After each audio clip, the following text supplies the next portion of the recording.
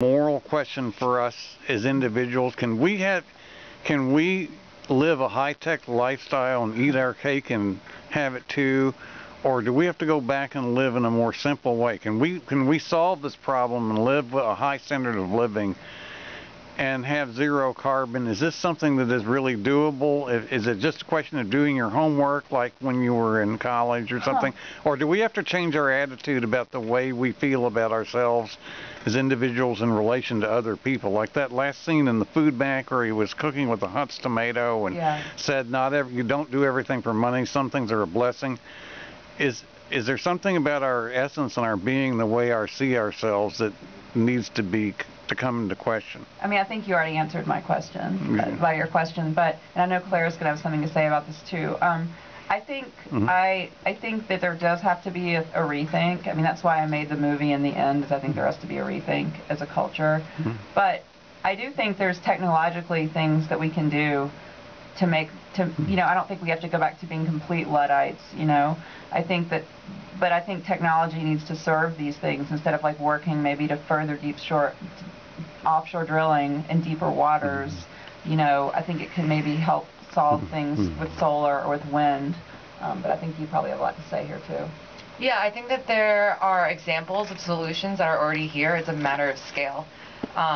We do need to adapt. It's already happening. The International Panel on Climate Change came out with their summary report earlier this week saying that we need to get to zero by 2100, zero carbon emissions pollution, that is. And but we do have the technology. We don't have the political will. And if we don't have the technology, we need the political will to get the research and development.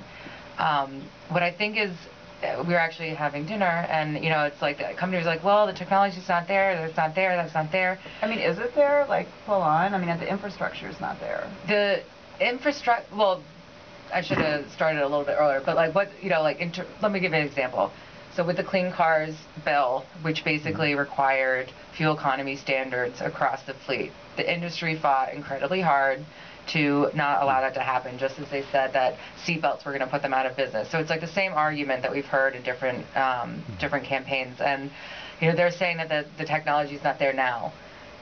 For solar, for wind, for battery storage. So there's a lot of talk about, well, the wind doesn't blow all the time, or the sun doesn't shine all the time.